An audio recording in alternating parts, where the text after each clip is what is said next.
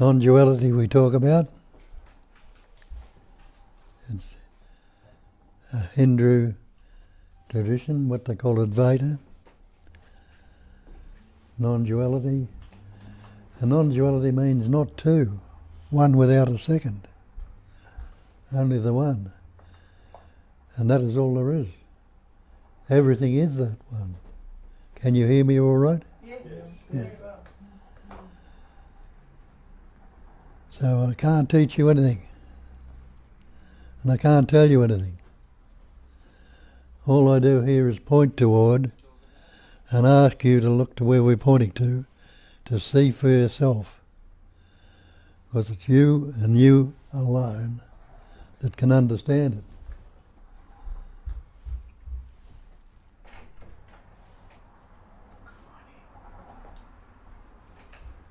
So there is nothing other than that one, and that's what we need to realise.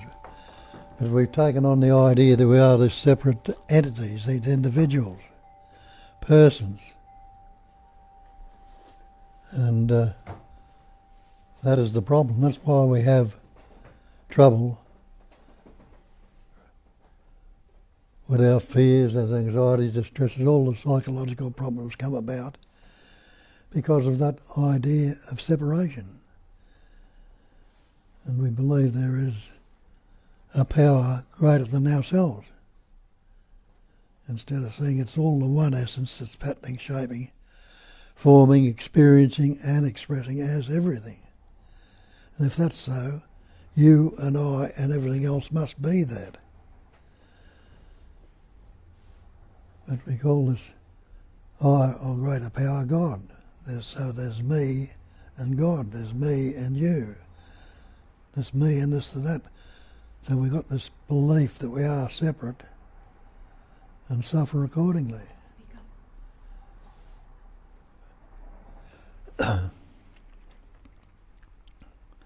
But there is no separation. When you investigate things and look at things, you'll recognise that and see for yourself. Another way I put it is, what is it? I can't teach you anything, I can't tell you anything, that's right.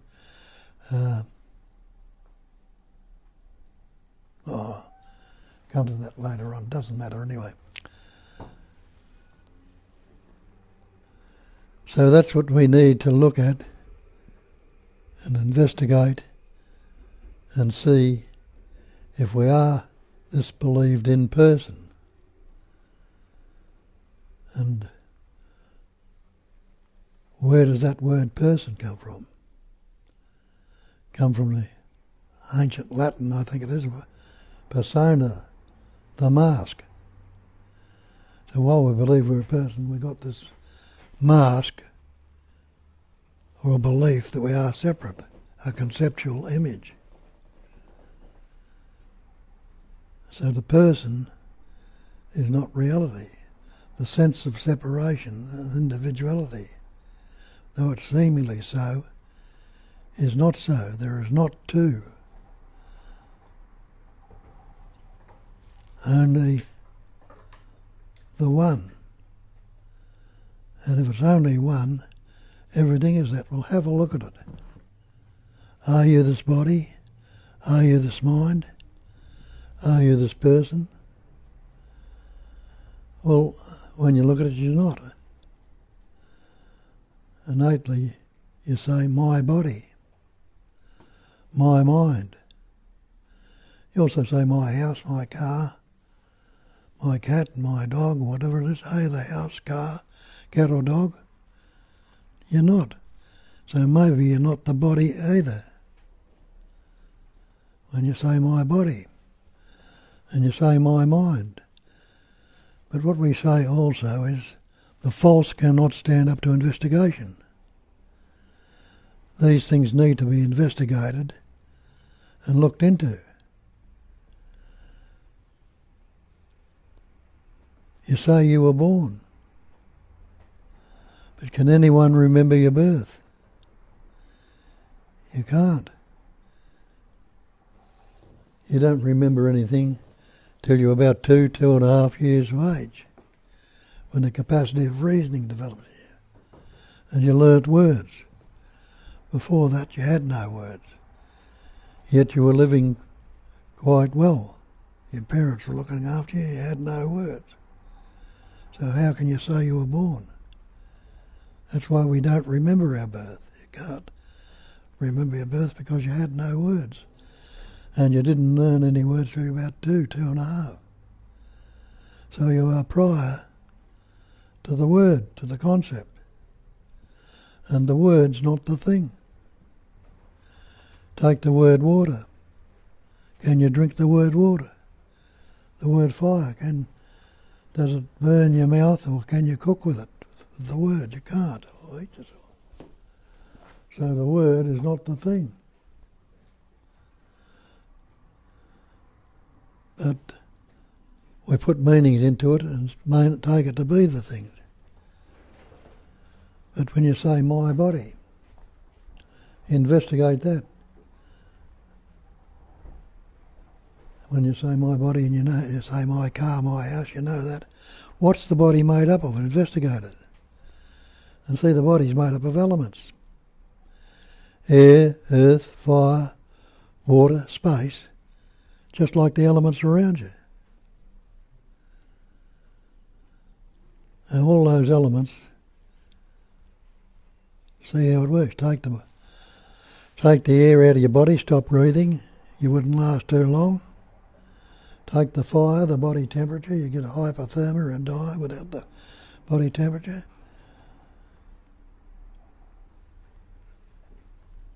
Take the water, your body's 60% water. Without the water, you wouldn't last too long. Get out of space if you can. You can't. So you see the body made up of all these elements, and that's those elements, the vibrating energy in those elements is the life of this pattern you call the body, made up of. And the same with my mind. You say my mind, well show me your mind. Can anyone show me a thing called mind? Have a look at that. See for yourself. What do you believe this mind is? When you look into it, you realise all the mind is thought. Thoughts are going on, which we call mind. Well, if you believe you are the mind, and mind is the thought, which particular thought would you be? And you realise the nearest one to it would be this I thought. If you were the thought, if you were the I thought, you'd be frightened of losing it without the thought. But yet you gladly give it up every night when you go to sleep, finding out that you're not the I thought. You're not any particular thought. Thoughts are appearing in this pattern, shape and form you call the body.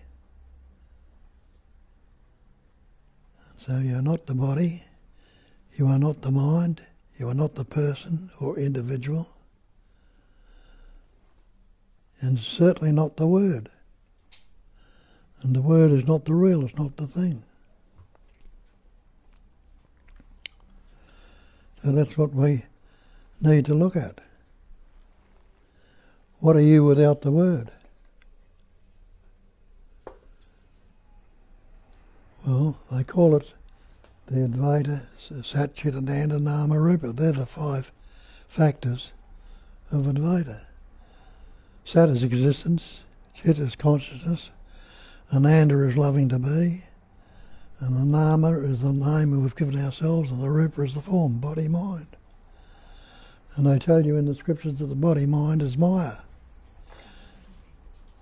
It's illusion. So are you the body? Are you the mind? Well, it's an illusory pattern. You say my body, my mind. So you're not the body or the mind. Now, that is existence. Anybody who is not existing right now. No, you'll realise I'm existing. Anyone who's not conscious right now, well, you're certainly not unconscious or unaware. Is anyone who is unaware? You're not. So you are that consciousness and awareness. Anyone who is not happy to be. Well, nobody would want to be dead right now, would you? You certainly wouldn't. You'd rather be than not be. So you see, you already are that Sat Chit Ananda. And you don't have to seek to become something. But when we've got this concept, we are this person, we are this body-mind, and we think we need to become realised, to become so-called godlike or at one with God. Becoming is not being. And can you negate your beingness right now? And we call ourselves human beings. And if you believe in God, you call God the Supreme Being. You can't say you're not being right now. But take that label Supreme off and take the label human off. Can you separate the beingness without the label? Can you negate your beingness? You can take those labels off, but you cannot say you are not. So again it points out that you're already that. And you must realise from that you've always and never been that. We've lost sight of it. We've lost sight of it when we picked up words.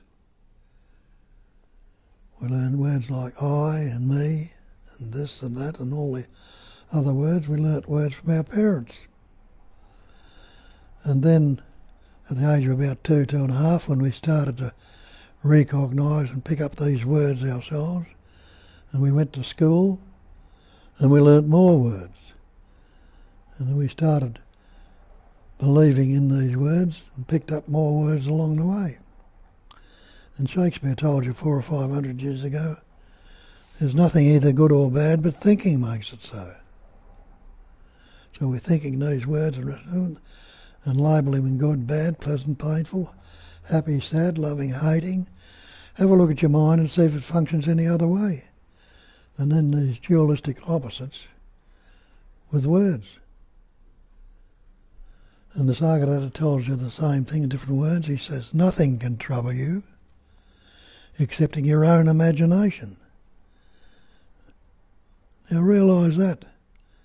We're troubled by we're not realising that we're all these concepts or words. I'm no good, or I'm fearful, or I'm anxious, or I'm unhappy. But nothing can trouble you excepting your own imagination. Break that word of imagination down to imagine. Imagine. And isn't that what we're doing?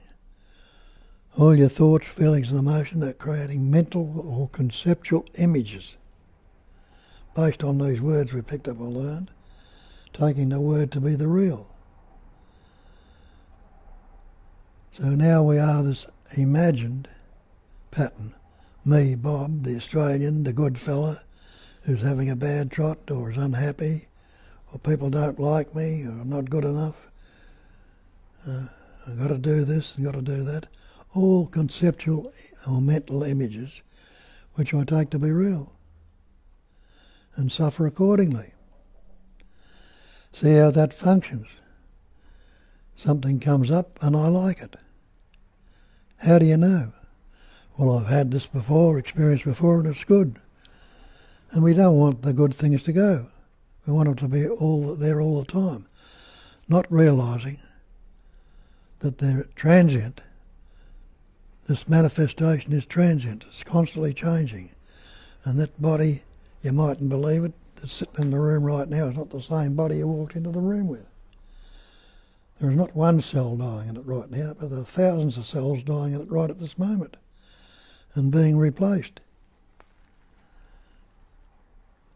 So you see that the body and the thinking is transient, it's constantly changing.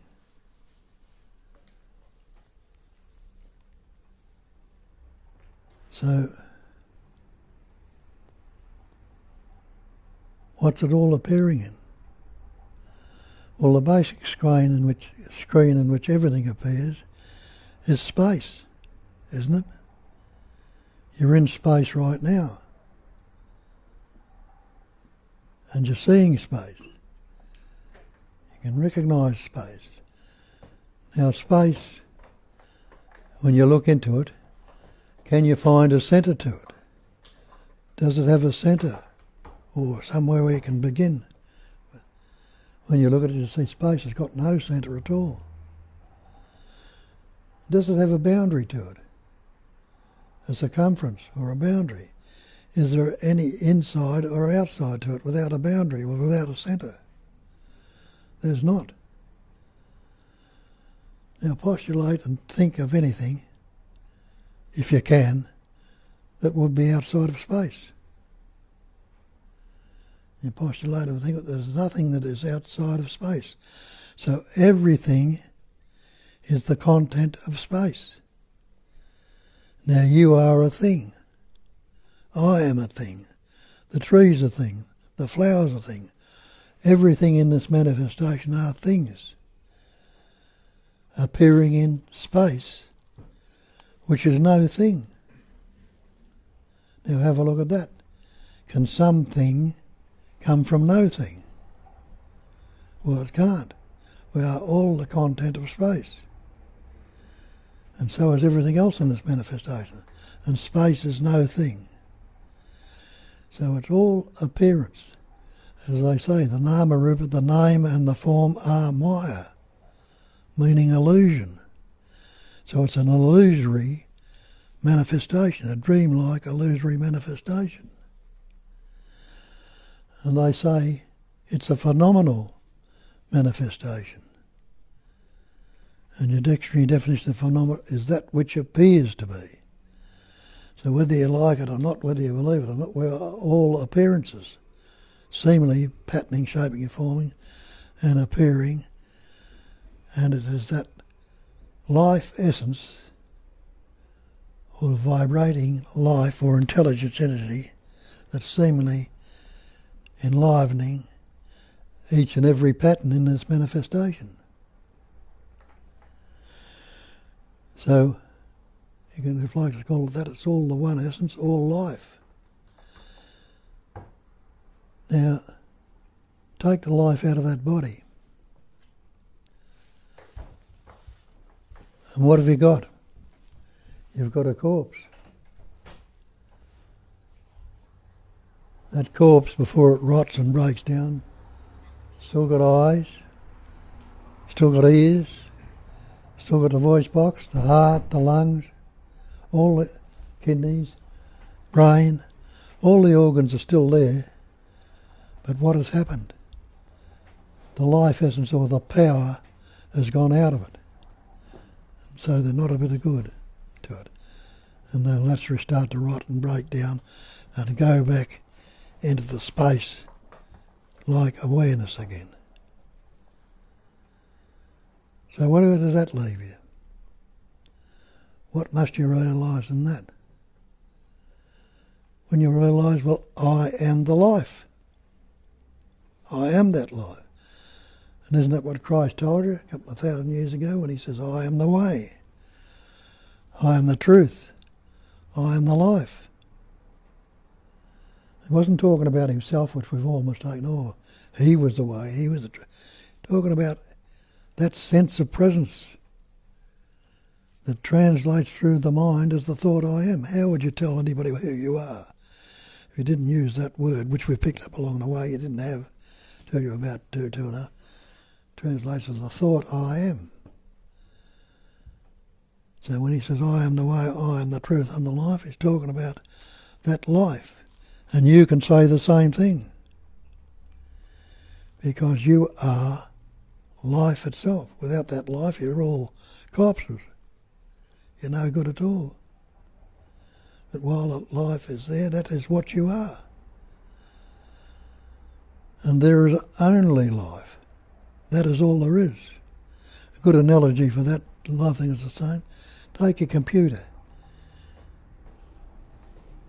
You've got the life that you are has fashioned and formed a computer and put all these things in it. You've got all that information in it. But you can punch that keys as much as you like and run that mouse over it as much as you like. If the power's not turned on, what are you going to get out of it? So isn't it the same with this body-mind? If that life power is not there, what are you going to get? It's no good to you at all. So you must be the life itself. But we've lost sight of that. And the parents didn't know that when you learnt words and told you you were little Johnny or you were little Billy or little Jane or Joey or whatever your name might be. And I am little Johnny. And I'm a good boy or a bad boy, or I'm this, that and the other. Instead of saying I am the absolute, because that's what that space-like awareness is, it's absolute. What can you add to the absolute? Nothing whatsoever. What can you take away from it? Not the smallest, minutest thing. It wouldn't be absolute if you could. Or they call it, in Buddhism, the great perfection. Perfection's the same as the absolute. What can you add to the perfect? Nothing. What can you take away from it? But in Buddhism they give it in one sentence. The great perfection is non-conceptual awareness. Anybody who is unaware right now, no, you'll say, I'm aware. But there are all sorts of concepts going on it. I'm this, that, that, blah, blah. He's talking a lot of crap, or whatever it might be. But take the concepts off it. Has the awareness disappeared? It hasn't. Because you're still alive, you're still breathing. And it's that awareness that is breathing you. It's beating your heart. It's growing your hair in your fingernails. It's digesting your food, replacing cells in your body. It's rolling the earth around the sun. It's causing the seasons to come and go, the tides to come in it. You can call it God if you like. But I don't use that term here because you can get confused with that term. Because all the great traditions you look into, they all have a different version of what God is. And so my God is better than your God. And we fight about this term God. But it tells you in the Bible, in the beginning was the Word. And the Word was with God. That's all that God is, the Word God. All things were made by Him, by the Word. Not only God that's made, but every other thing we got the Word on. Put the Word on the label. And there was nothing made that was made without the Word. And that's what we've done. We've taken I am Bob, the Australian, and all the rest of it, and we think we are this Word.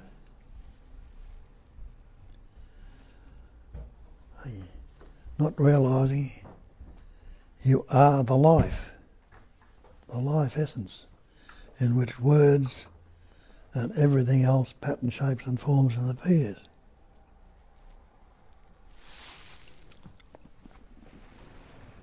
A bit more. Hmm? A little more. Yeah, just arrived. You can't stop there. So everything is made up of words and the word's not the real. So that's why we need to investigate. And the saying is, which is a true saying, the false cannot stand up to investigation. And that is true. There's so many things you've already seen in your life and investigated and find they're not real. Go down to the sea and I'll say, get a bucket of blue water out of the sea. You'd say, don't be ridiculous. Because you know the sea, the ocean's not blue. But it doesn't stop appearing to be blue. The blue sky. Let's go outside in a clear day, there's a seemingly blue canopy over it. Go up 30 or 40,000 feet in the plane, that blueness will still be outside.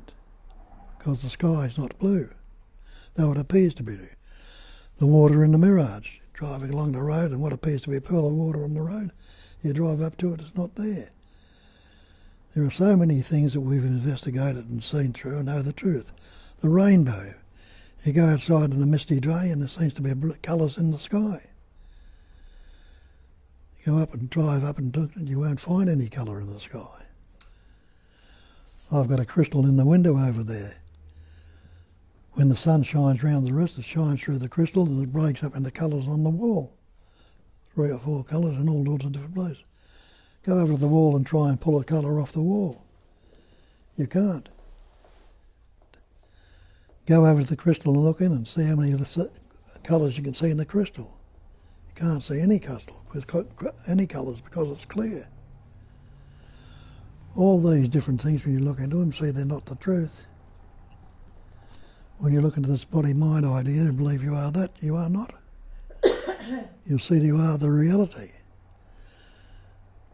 And people, a lot of people realise or recognise that it's a bit more to it than this, that get tried out all these traditions and taken on the concept that you're sinners and bad and wrong, something right or wrong and all the rest of it, and believed in them without question. But those of you are not content with that. They think there's got to be a bit more to it than that. And they come along and start looking into other things. And if you look into it, it'll point you in the right direction if you keep following it up.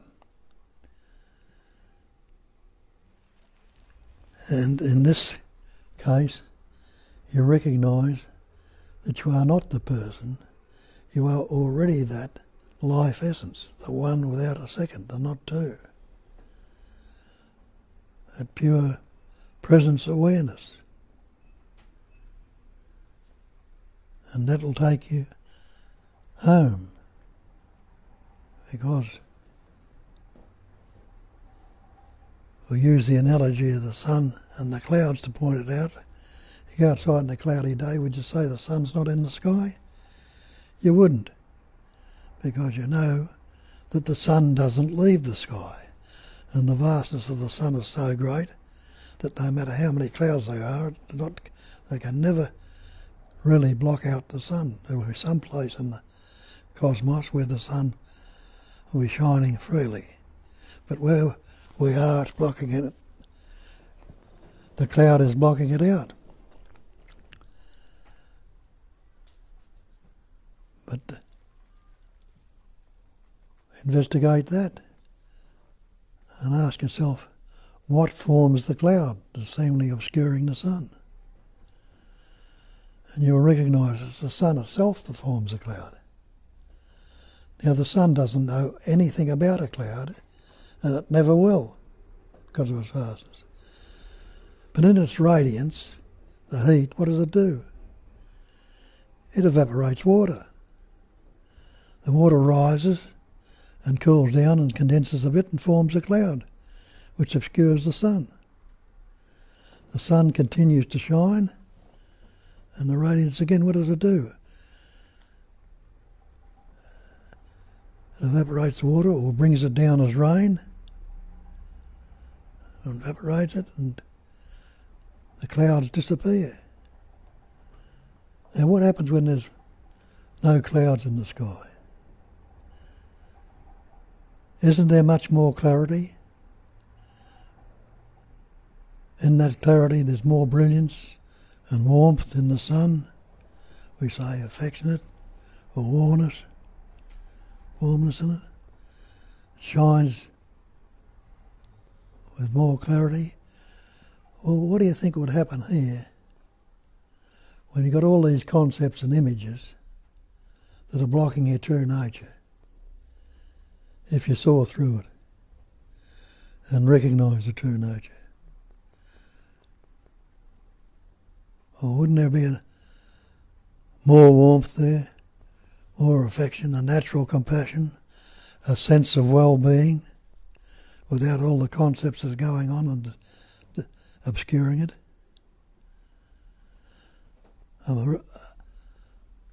a recognition or a realizing or a knowing that you are that clarity. We're talking about becoming realised. Well, all the realisation is a recognising of your true nature, that you are already that. And they call it a cognising emptiness. An emptiness that has that cognising or knowing. And we think we've got to cognise the emptiness. But it's not, we don't have to cognise it, it's the emptiness itself that's doing the cognising. And we need to recognise that, because that's what the Buddha told us, that emptiness is form. It's the cognising emptiness that's forming all this manifestation. And you, me and everything else are the content of this manifestation. So he made the statement that emptiness is form, and he turned it around the other way and said the form can be nothing other than the emptiness. Don't leave you any way out. You and I as forms are that emptiness, patterning and appearing and expressing as these human forms, body, minds and all the concepts and words that we've put on them. But be what you are, the absolute, pure intelligence energy. I don't use the term God because you can get confused with that term because of all the different labels they've got on it. I use the term intelligence energy. And that's just another concept too, that's not it. But it's a way of describing it. When I talk about intelligence, I'm not talking about your intellects. Because there are different degrees of intellect in this room. A lot of you are smarter than I'm ever likely to be. Some of you mightn't be quite so smart. I'm talking about the same intelligence that's rolling the earth around the sun, that's breathing you, beating your heart, causing the seasons to come and go. Doesn't it imply intelligence? It's enabling to do that. And what's energy? Energy is an activity, a vibration, a movement. So intelligence energy is the activity of knowing. And that's what's happening with you right now. Everybody is knowing right now. And so you are that intelligence energy that's patterning, shaping and forming in each unique expression. But the expressions, the pattern, shapes and forms are Maya. They're only appearing to be so. So when the pattern, shape and form breaks down, where does that life go? Where could it go? But back into the space. It's the content of space. Where can anything that seemingly disappears go? What else is there apart from space? It can go only back into space. So do you think you ever get the same life out of it again? Just the same as the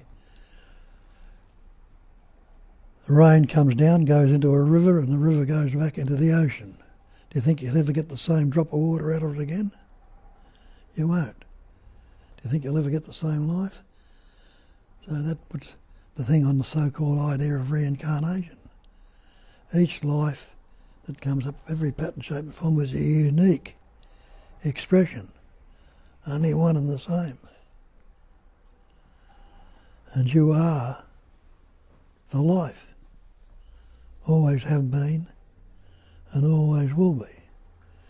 So if you want to continue to be the person, the separate entity, go ahead. But as I say, something comes up and you like it. We don't want the good things to go. Not realising it's transient. No matter how much you love it or how much you want to keep it there, it's going to change. We don't want this to go, so what do? We try to keep it there. We resist it from going. I don't want this to go. I want the good things to be there all the time. So we resist it from going. And don't you realise that any resistance you are in is in conflict. Resistance is conflict. So you're fighting with it. You're in conflict with it. And that fight or conflict makes you unhappy, fearful, anxious, depressed, guilty. It's all psychological suffering. So another word for that is uneasiness. Another word for uneasiness is disease. So that's really the pattern now has become in conflict with itself. And uneasiness and disease. Something comes up that you don't like. Oh, I shouldn't be thinking that. I'm a sinner, or I'm a bad person, or a bad boy for thinking that thing. Oh, I don't want that to happen. What do? We resist it again. Again in conflict and again in disease. So that's what our life is made up of. This constant conflict and disease. The fear, the anxiety, the depression, the guilt, the shame, remorse, all your psychological suffering comes about from that resistance that's going on. So it's only me that can be fearful. Only me that can be unhappy. Only me that can be depressed. So they talk about so-called karma. All karma is cause and effect. So you see it's this me that is the cause when they believed in me. But you ask yourself the simple question, can there be an effect if I'm not relating to the cause? Well, you don't have to be a road scholar to work that out. If you're not relating to a cause, where can the effect lodge? So if you're not relating to a cause, you can be rid of all this so-called karma. Everything will be fresh and new, as it is. Constantly changing, constantly expressing. But always and ever, that freshness and newness, one without a second. That's what we point to, and that's what we talk about.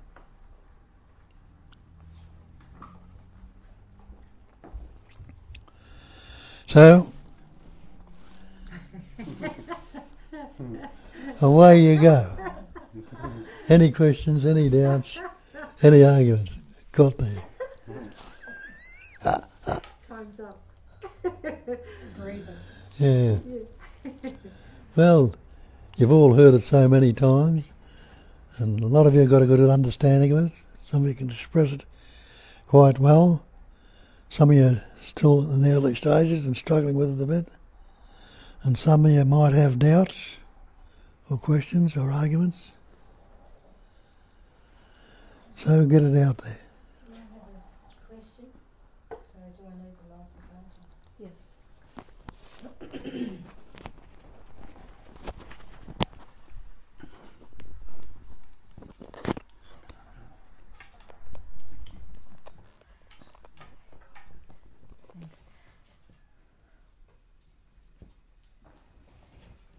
All right, so just the question. So in a lot of the Eastern traditions that have been strong on both, illusion and non-duality, and a lot of them have talked at length about karma. So if karma's just, I don't know, an illusion, why have they gone so heavily for, it seems like you've got both a contradictory set of teachings. Why did they do it? Was it just the age and stage of the population? They needed something to take them to the next level? I don't get it. You still believe in the person that has to become something. And if they don't get this realisation or understand, they'll suffer rebirth and all these sorts of life. Keeps them in fear and going on. Not realising if they recognise it and see it's only the one and they are already that. What are the priests and all the different religions going to do? What are they going to be left with?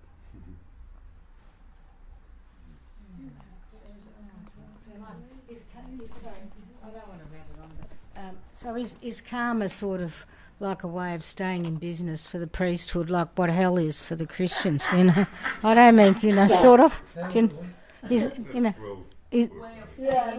Like karma, sort of like hell is for the Christians, to keep the population frightened and in their place.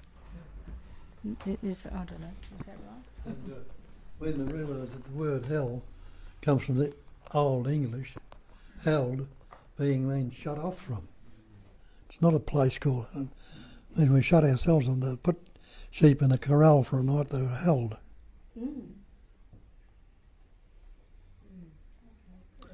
We put these concepts and words on and believe them, cause all these problems for ourselves.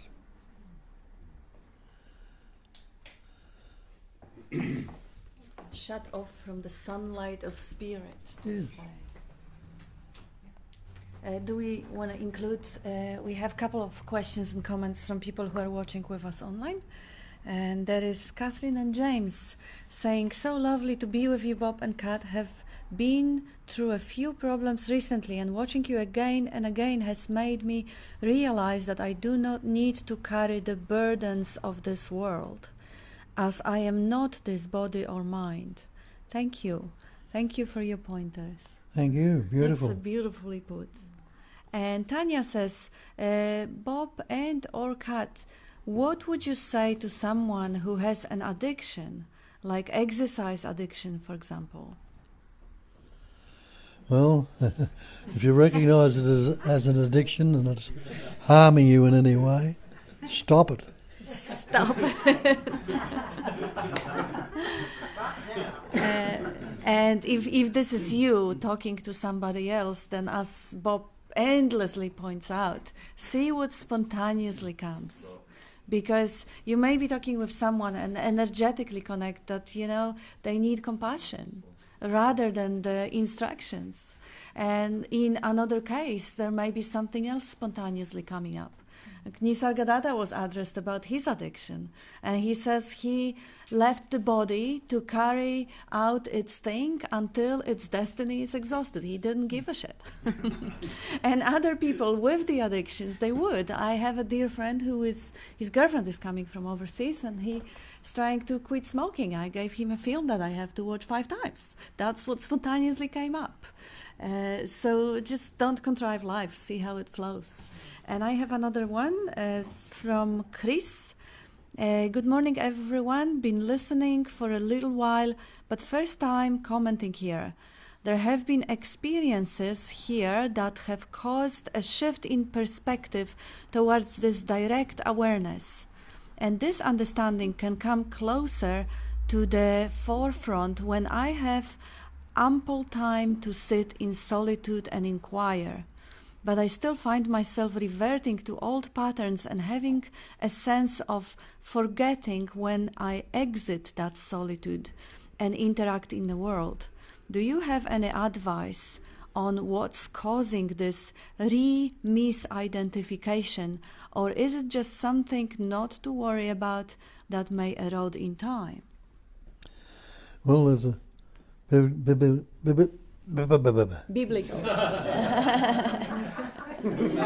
Well said.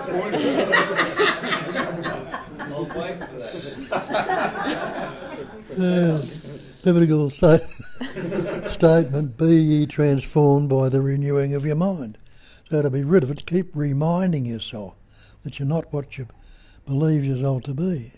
See what comes up then. Reminding. Beautiful. And there is also Primalit answering to Sue about karma. Karma is trying to explain the unexplainable, and Amarnath saying the greatest addiction is compulsive thinking. And Tanya says, I was asking about exercise addiction because it seems I have this sort of addiction. Embarrassed to admit that. I wish I had that addiction. Julia wishes to have it. And British Julia says, what a great addiction. There you go, Julia's in tune. Better than being addicted to thought. And Amarnath says, do everything without doership or thinking moderately. Conditioning and deconditioning are notions. And I think, Peter, did you want to say something? Yeah, thanks. So. Yeah, I think Amarnath has got it by the throat there, in the sense that, in as much that every thought of separation here is an addiction to obfuscating that which is, that you are. in fact, everyone is addicted. We're all here in this so-called continuum of time and space. We're addicted to perpetuating it. And, you could say you're addicted to death. But we won't go into that just at the moment. And we could also say that the bodies and minds are addicted, but what we are in essence is beyond the body and the mind. Within me, the stillness, the space, the awareness, the addicted body appears. So Tanya, if you look at this body having the addiction or having the compulsion or anything as something that happens within you, the space-like awareness, you may find it marvelous instead of judging it, because when you call it addiction, there is a subtle judgment about it. So instead of judging that as something wrong, you could be utterly curious about that. And you can actually, as both Julias pointed out, fully enjoy it as something that is neither good nor bad. It's just the appearance in the space that you are. Yes, again, pointing out, put the label on it. That changes the whole thing of it. Absolutely. What is it without the label, without the word? Good point. Yeah, don't label it and just see what's the energy, how it moves. I think we have Amarnath saying, applying to Tanya, do everything without doership or thinking moderately. Conditioning and deconditioning are notions. And Tanya says, not when your body is suffering because of the addiction. Yeah, in that case, if there is a strong pain or suffering. Yeah, recognise what causes the pain. When it becomes, see, thought, feeling and emotion. First of all, there's the subtle thought, then will come the sensation or the feeling, and then it'll get into the body, into the physical, into the emotion when it becomes anger or something like that. The emotion, when it's got to that stage and upsetting the body, well, you know all about it then. And Cause the blood pressure to rise and changes in the body that come about, But thought, before it's attached to, what is it? It's gone. It's just an energy. Yeah. And sitting with the urge, let's say it is a compulsive exercise, and it's not an exercise which keeps your body fit, but it's the exercise that creates pain. So sitting with the urge without labeling the urge rather than acting out on that urge. Let's say even being like a cigarette addict, wanting a cigarette and just pausing without running to act out and just being able to be curious about the energy. Because sometimes the urge is so strong that acting out happens and there is no one who does it. But if there is a genuine interest, there is a question arising how to address it, then perhaps that idea might be inspiring.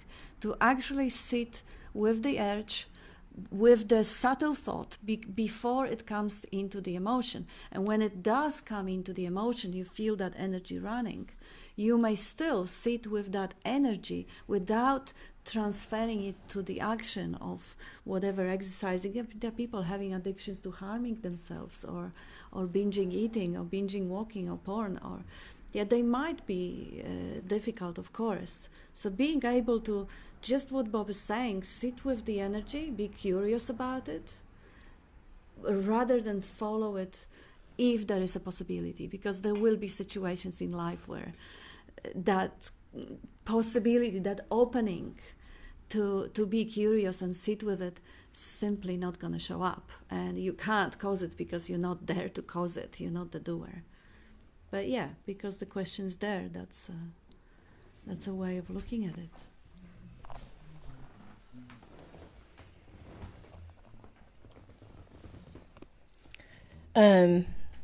I've observed that just being present, as you're saying, with whatever's showing up, causes it to just sort of dispel.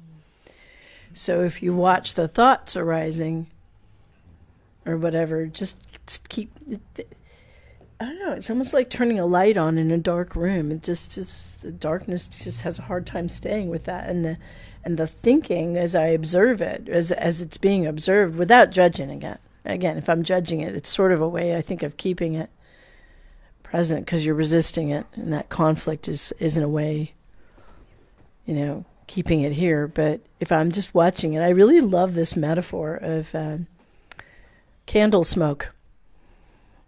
If you light a candle and then you just blow it out, you'll see, well, actually, before you blew it out, there was no smoke, it was seemingly anyway, but you blow it out, and then you'll watch smoke.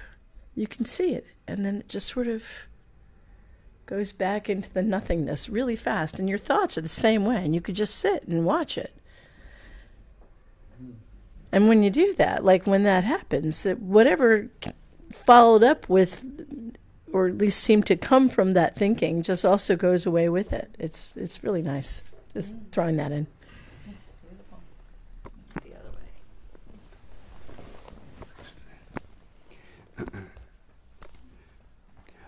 way. In the infinite void, all shapes and forms have appeared in this world and in all others. Is that a dualistic model for the, if you'd excuse a really bad pun, of the absolute state of being, where everything from no thing appears? All appears. But is there could you equate Back to them. sorry, could you equate a model, a comparison, if you will, of dualism, of that our world has seemingly come from nothing, the Big Bang, in inverted commas, from an infinitely tiny point in space, even before time, and from that, our worlds have come into being. Everything in this world, in all other worlds, all shapes and forms have come into being from no thing, and this is in our scientific understanding of the world. But then, can you equate that as a sort of like a model for what you're pointing us towards, Bob?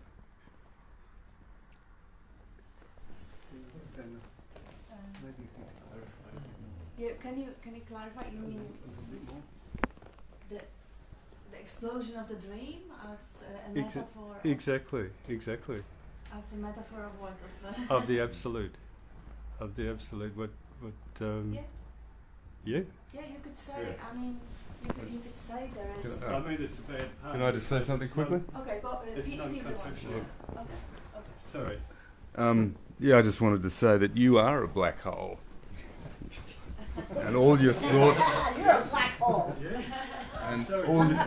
And everyone else. You're not an asshole. A black hole. Yeah, I am. But it is an opening of the third eye. Yeah, human consciousness is a black hole, isn't it, really? Because it's a black hole being a universal body, if you like, that sucks everything into it. Right? And this is what's happening, in a sense. You could say that in your awakening, in your having heard something different to the flow of normal, problem solving with the mind, all of it, you realise that you are what is that force which is attracting, every possible solution out there. You are the addiction to continual speculation without finding the truth. This is what we are. In a sense, we're black holes, sucking all this mind material in. Time and space gets warped on the edge of it, and all of a sudden everything gets compressed into a singularity where there's no absolute, there's no solutions. All this material gets compressed into absolute singularity, and then explodes as a supernova, or explodes with light coming out everywhere. Isn't that? How's that for a model? Well, yes. Isn't that what our so-called physical universe? Isn't that sort of pointing isn't that or is it an apt pointer towards the absolute truth of what the masters are teaching us? It's all suffused with an innate intelligence that enables us to pattern, shape and form in all the diversity. That pure intelligence or that, absolute or... All has come from nothing. Yeah. All has come from nothing. All this come from nothing. Yeah. Both in this so-called world, physical world, and... Yes, it all comes from nothing. It all is nothing, it's all appearance. It's like potentiality for movement becomes a movement, and movement becomes vibration, and different frequency of vibration becomes different form and shape. Yes. And you see how the movement of consciousness, of attention, creates the world as you know it. You focus into the microscope and suddenly you start discovering the world, the thoughts come, name it, claim it, do a story, make story about it. That very movement is the creating force of the whole universe, and that movement exists in the stillness as a potentiality. So isn't there a model there? Well, if you attracted to models, see how that attraction to building a picture or building a map takes away the attention from the territory. How narrative takes away the attention from direct experiencing of that mystery. Because yes, you could say there is more or less accurate model or map, but how about drop the map and just breathe it in, that incredible mystery of something coming there, even though it would be most logical and most ergonomic if there was no movement whatsoever, there was no coming and going, death and life and that, all that duality, but it is there, and wow. Can I say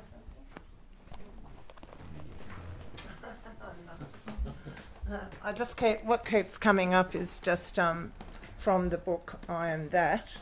And that is that, there's Neuman and there's phenomenon. Neuman in its unicity can't know itself. And so that's why there's phenomenon. So that's it, really. It just points right here. Yeah. Everything is valid but in the appearance, but it's only appearance. Quite valid. Like the magician's tricks are quite valid in the appearance, but when you look into them, they're only appearing to be so. And we have also a couple of comments here. Tanya says thank you to Julia, Bob, Kat and Peter, and she also says that what Julia was saying, it was very helpful. And Amarnath says, who I am is the last addiction to go for seekers, and a lot of laughing there. And Vivek says, addiction does not touch you. Leave it, addiction, or go with it. Does not change, touch me. Amarnath says, words and thoughts are absence in a presence, learned ignorance.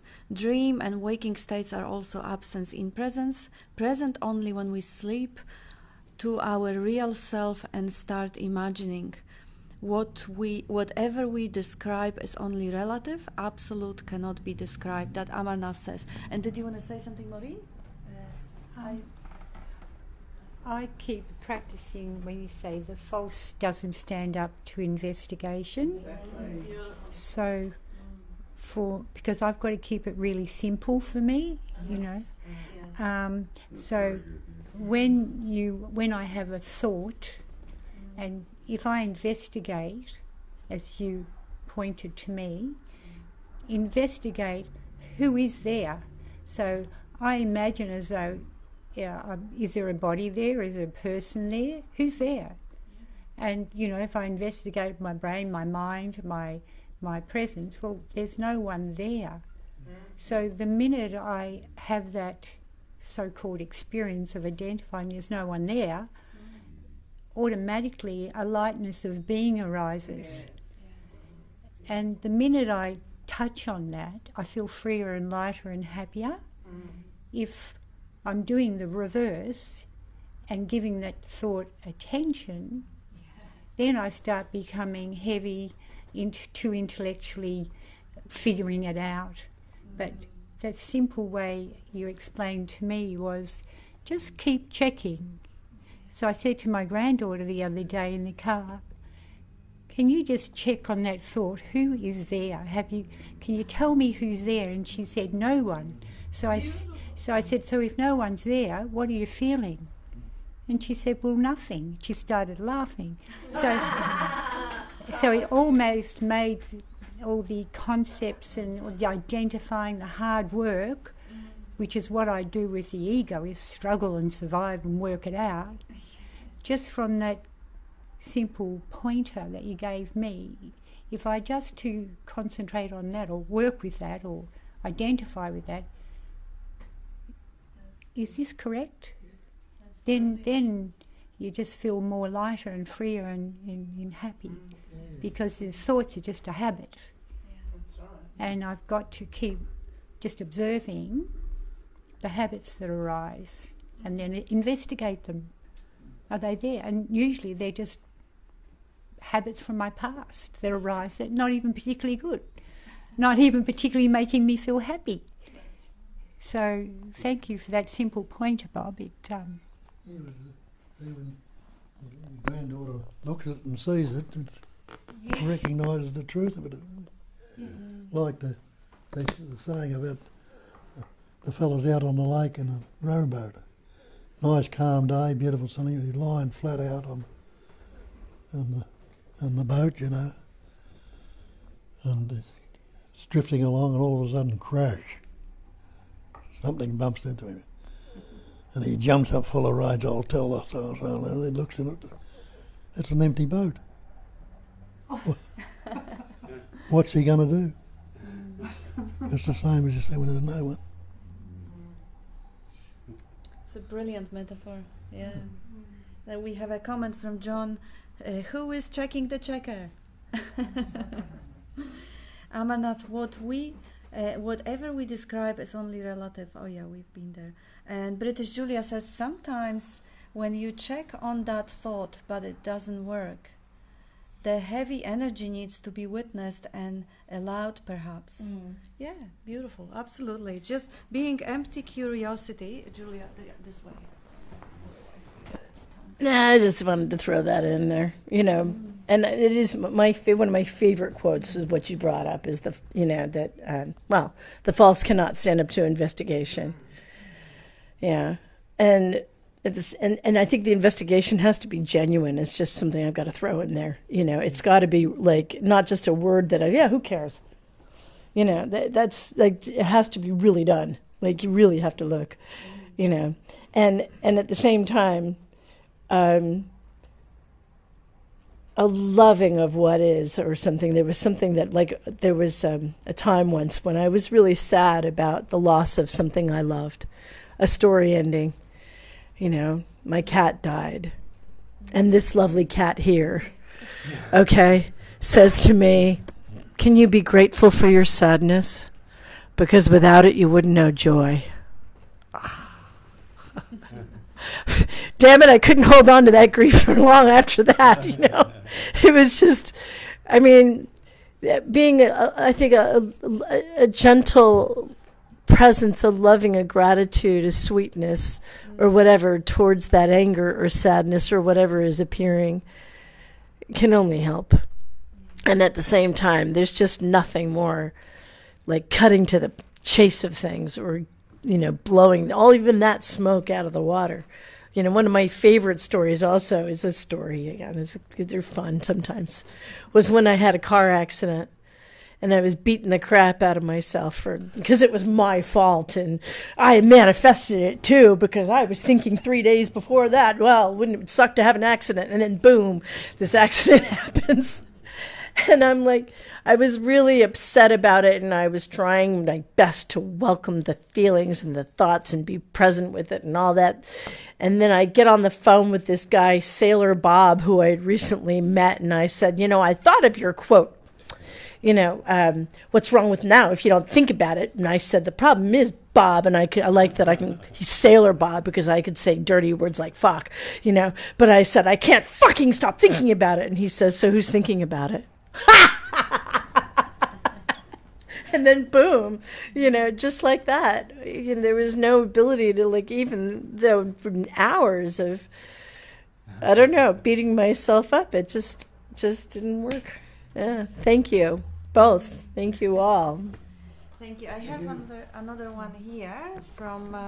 I'll just go in this way. From Amarnath. Ego is not real thing to struggle. It's just like a shadow or dreamer for an observer. No observer, no creation. To whom is the habit? Says O'Toole. That is a very good question. And I would like to just throw in, Julia, what we were saying. Without the sadness, you wouldn't know joy. I remember also saying, because that's a really big point that sadness can introduce and bring to our conscious experience, it is your capacity to love. You wouldn't have been sad if you didn't love them dearly. So really, every emotion, if you look deeper, it points to that brilliant capacity to love, for which allegedly, at least that's the story I like, the whole manifestation came into existence.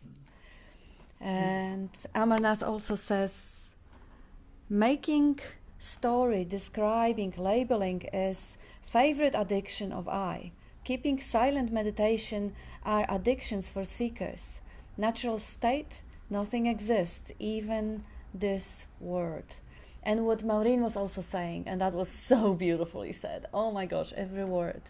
You create a conscious habit of focusing attention on that nothingness instead of practicing the story. You say, when you focus on the thought, then there is more story coming up, more aspects, and the attraction of the mind, of the narrative. Whilst when you look and you find nothing, you create a conscious habit. You don't do it, but that's what happens when you repeatedly end in that vastness of presence, of aliveness, of silence, but which is not empty, but is serene and loving and joyous. That's a beauty of investigation, of repeated investigation, to just break the habit of running into a story constantly and bringing into a habit of experiencing this moment right now as it is, without the concepts, without descriptions and meaning making. Do you want to add something, Peter? Yeah, just one little thing. I think we need to make the distinction between directly knowing something or directly experiencing something as opposed to thinking or conceptualizing something. Do you know the difference between those two things, David?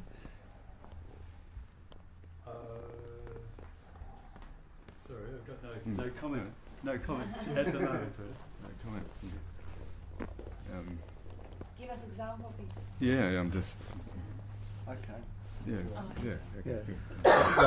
Like just sitting here and being part of all this with everyone and the questions that come up about like addictions, and then Pete mentioned addiction to a me. Yeah. And then Maureen said your practice was like an investigation. And mine is like watch the mind and see how it operates. But that takes over. Like it might be a conscious pattern at the start, or like a new form of addiction, but then it sort of enters the system in a way and does its own thing, and it's no different to like what Nisargadatta says about following the I amness, or really it's actually the same one and the same thing. So back to what you're saying, so there's questions about the cosmos and creation and all these different topics that were coming up. It was like everything was totally being resolved like as they were happening, and it was just so simply and beautifully resolved because I was just there's an observation of watching everything as it's unfolding, and like the nature, trying to work out how the universe isn't and explodes and does. It's like, those questions, it's the mind, and that's the way it's operating. Those questions don't actually arise, and yet they're all resolved.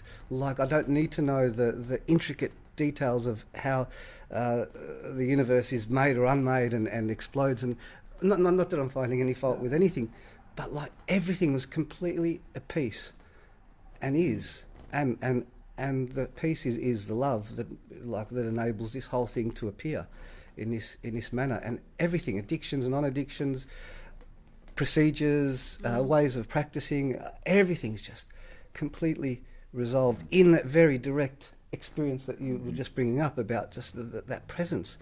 And like there's just pure awareness of watching the whole show unfold, and nothing needs to be actually fixed or changed or improved. And it's a beautiful thing, and like I'm just grateful to be here and sharing all that with everyone. Thank you, Dean. Yeah, awesome. Yeah, you have a very familiar kind of practice of direct experience. We can see that. That's lovely. It's very good. Thank you for sharing. Yeah, one second. Sorry, I'm choking. I think that I'm starting to realise that if I try and work everything out with my 5 senses, which are limited, you know, my nose, my mouth, it's so limited. And there's something far more massive that is not able to be understood by my 5 senses. Because I go right into the finest detail of everything. For me, it can't work that way anymore. Because I recognise that my 5 senses, I'm very limited, and if I don't understand, then it doesn't exist. But now I'm recognising the massiveness of the intelligence or the love. It can't be understood. I agree. It just is. So rather than putting it into some capacity or something, then so long as I move the false from myself, keep going towards, say, when I say the light, could be just the lighter part of me rather than the drama and the old conditioning and the pain, you know, one carries forever. If I just try and be a bit more honest to myself, that massiveness seems to, I can't even say how, but it seems to, like Bob said to me once, it will support you. I didn't get it when you told me, but as I keep observing just the thoughts gently, investigating, when I feel that lightness of being, without comprehension, the massiveness is there to support. Somehow. I think Dean was expressing that wonderfully well too. Yeah. Thank you. But I know. Look, you know, I agree. You know, with what you're saying. But all of it is putting forward was a question out there. Is just isn't there a parallel between the creation of in dualistically speaking, the creation of our universe, and also, you know, the absolute truth of what Bob and the other masters and teachers are telling us? Isn't there a parallel? It's sort of like a visual parallel, if you will. Really, David, who gives this shit? You know? Well, we don't have to. Does it? Yeah, sorry. Yeah, I don't mean to cast aspersion. I think you're a wonderful, lovely guy, and you've got this spectacular intellect. You know. I wouldn't have thought so. But at the end of the day, you know, I really want to get back to this question: have you actually sat in the quiet of your own mind and investigated whether, you know, what really is true? Yeah? Like in your direct experience, you know, as much as the mind is only capable of speculation, it never rests. Right? It's like a rabid dog that's out there hungrily looking for something, anything to you know, sort of make a story about and keep. And what it does is its job, in fact, is to obfuscate. That's a nice word, isn't it? Maybe find a bone. Yeah, and start chewing on it, but never really getting to the marrow. Yeah. So that's the job of I think is a useful way to look at it. Is that the job of the mind is to keep you confused, right? Because once you arrive at something in certainty, the simplicity of your direct experience, the mind loses its capability, or it loses its importance. Yeah, it's like, okay, let's. The direct experience for me is simply knowing that I am life. All else is open to speculation, but I know that I am life directly, and that doesn't change. Or I am that is here now. That's the key. That's the key now, isn't it? Yeah, there's no possibility. Isn't it self-evident? Is self-evident truth, right? Do you get that, Dave? Yeah. Without thinking about it too much? I'm not negating any of that, Peter. I'm just putting a parallel that might be useful to some. I mean, I want to move on from that idea into really getting you to have the direct experience. Oh yes, I'm not negating. Everything else will be sublimated and taken care of within that framework. I was just putting a question out there. If the question doesn't grab anyone, that's absolutely fine. I'm fine with that. Yeah. Just couldn't help but wonder at the amazing thing, the enormity of it. Like back in the 16th century, a Zen monk said, everything is perfectly resolved in the unborn. Yeah. And he is then expressing it in this age. Yes, amazing. Beautiful. Yeah, it was beautiful. And we had also Sally saying, I love the story about boats, Bob. It rang like a bell. And I think there was someone saying, thanking Dean for his expression too. And Tanya, wow, Dean, thank you for sharing that. What you said resonated a lot here. Wonderful, Peter and Dean, says Amarnath. And Vivek says, very nicely told, mind is making this universe. Nothing needs to be changed, just witness. Let the symphony go on. And British Julia says, my mind lost its proverbial this week. It did not like the silence whatsoever. It did great job at sucking false me back in. It loves a story, needs to feel alive. The trick is to allow even that, but is quite painful. And now, Bill, all the stories, questions, ideas, concepts are simply like beer, pizzas and trees. Beer, pizzas and trees. They are also 10,000 things. What knows the 10,000 things? Have a look, investigate. The impact of what is being said by Bob is staggering. The imagined body-mind that is trying to understand is the very thing you have to be free from. Any attempt to understand is useless, because that attempt to understand is the moment that takes you away from what is. Freedom is not for the body-mind, but from the body-mind. Beautifully said. That's our Bill from Bermagui. Gorgeously said. That's beautiful. And Otul says, no mind, no universe. You are only here. And proverbial Julia, British Julia corrected to proverbial. Yes, so that's beautiful. Did you want to add something, Shireen? No? Sorry. All beautiful, it's all perfect. Oh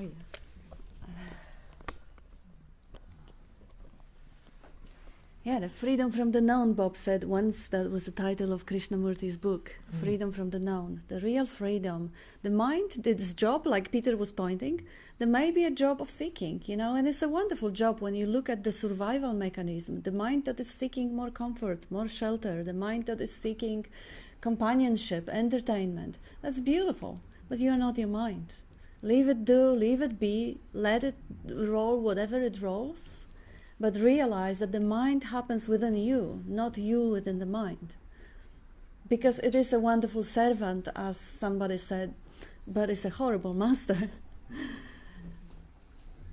So yeah, there's nothing wrong with the mind, there's nothing wrong with the collective fictions that we have and the entertainment source that we find, but realizing that it is not the whole of the reality. There is just so much more in that mystery of this moment now, that the mind is just one minute expression. And how wonderful it is when you actually, like British Julia says, the mind was taking for a trip. What an incredible trips the mind can take you for.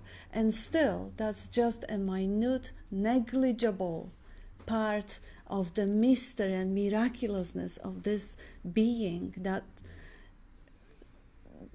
what Maureen was saying, that vastness supporting you, being there, in which the vastness and you, they equal, they one what is.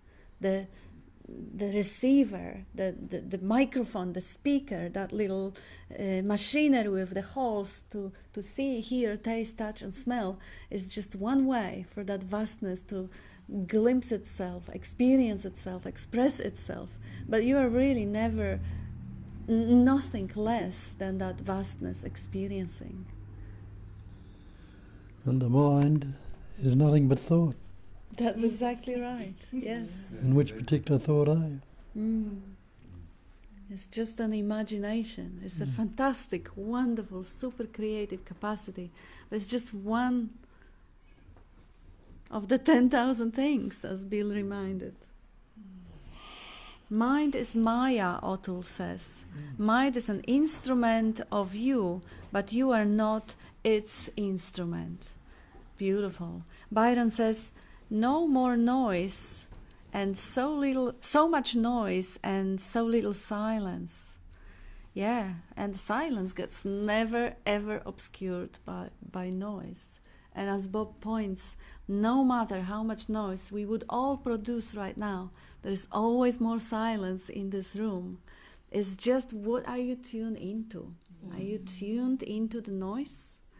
Or are you, when you drop to the heart, the silence will be what will be the most attractive frequency, rather than the story of the mind.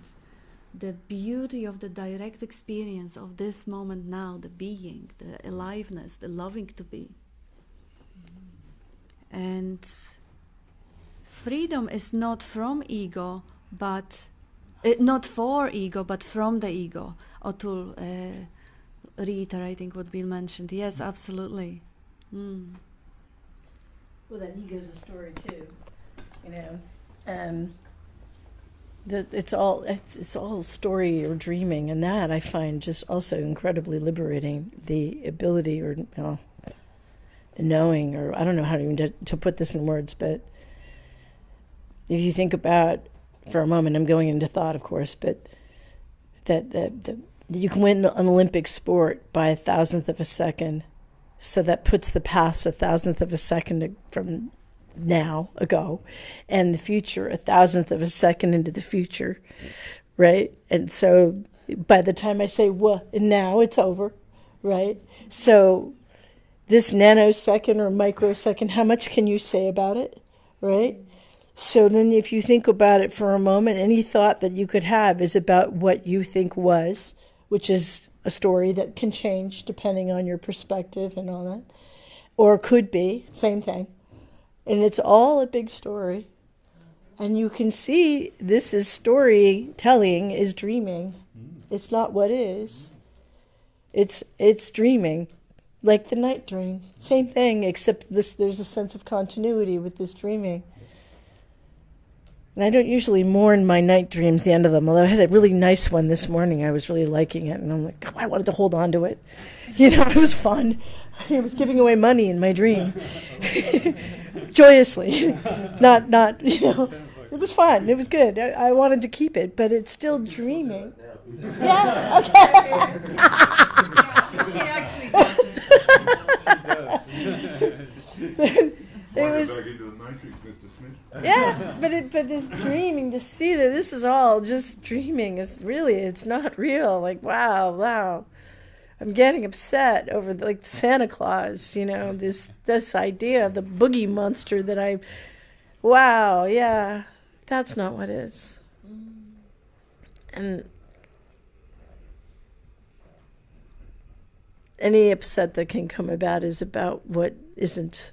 That absolutely. Yes. That what isn't happening now. Yeah. And I'm grateful. I love you all, and you especially. Yeah. Thank you. Thanks. Thank you. We have a couple of comments from people who are with us, and that is Tanya says, "Thank you so much for addressing my question so beautifully. Much less clouds floating in the sky, and a natural relaxation is happening." Amarnath saying, "Knowing mind and its making universe never existed are like dream or shadow." And Rohan, Bob has pointed out before that all our words were acquired. They are not integral to who we are. If we had no words, then there would be no stories. Beautiful, beautifully said. Yes. Thank you, Rohan. And Otul says, present, and he shows the little picture of a gift. Present is not the result of the past, but past and future are the result of the present, now. And that reminds me, and the story of Bob and the boat that Sally resonated with. We have a little community group, the Facebook group, where I put some little snippets of Bob's teachings on it, with a little, quite a plenty of very cute pictures of him with the quotes. So anyone who wants to, who has Facebook and wants to Google, how is it the group name? Sailor Bob Adamson Pointing and Sharing, or Sailor Bob's Pointing and Sharing. That's not my group, that's somebody else, but I'm just, and anyone is welcome to share and comment on Bob's pointers, and express the gratitude or whatever comes up. And another thing, just one quick announcement, our dear friend Terry Stevens invited Bob to have a satsang in which they will be just both expressing that one message, two hearts, he calls it, in a couple of weeks. The information will be on his website, terrystevens.com. I think there will be, Terry takes a little payments for the meetings, but the payment will be split, so Bob will be supported from the income. So anyone is welcome to check. We will be reminding about it, and Julia has the announcement too. Just a reminder for those of us who are listening, would like to take part in this conversation and interact like we do here. It's harder to do it on Facebook through the notes, but it's lovely to do the Zoom calls with Bob. So on Monday morning Australian time, Sunday in the West, if you're like the Northwest, I suppose, depending on your United States, Europe, or whatever, on Monday mornings, 9:30 a.m. It's also on Bob's website. You can join him tomorrow, on Zoom, and it's the same thing, except you get to listen and then jump in and talk. So it's wonderful. Thank you. Thank you. None of it belongs to Bob. I'm only the mouthpiece, Roger. Yes. It is yours. It is inherently who you are, what you are. It's just a recognition of inevitable, because the moment the body goes, there is nothing else, no obstruction, no clouds. But it can happen now. Why not now? The body going now. No, the recognition. Thank you. Your body is adored. We want to keep it. So thank you, everyone. And didn't believe you'd think like that, Kat. Sweetheart. You still don't believe it, would you? Amarnath says, words and thoughts are there, but no border or board lost their meaning. Yes, and thank you all, and thank you all. All the thank you messages coming up. And yes, we hope the bodies will hang out, even though there is no time. They will hang out forever, especially yours. Thank you all. Thank you. Thank you. Beautiful to see you and hear. Here, everyone. absolutely. The more that people that can express it, the more people can hear it. Right. And expressing it, you hear actually how you hear yourself. You really have direct feedback of what has been absorbed by your heart, because the mind is only translating.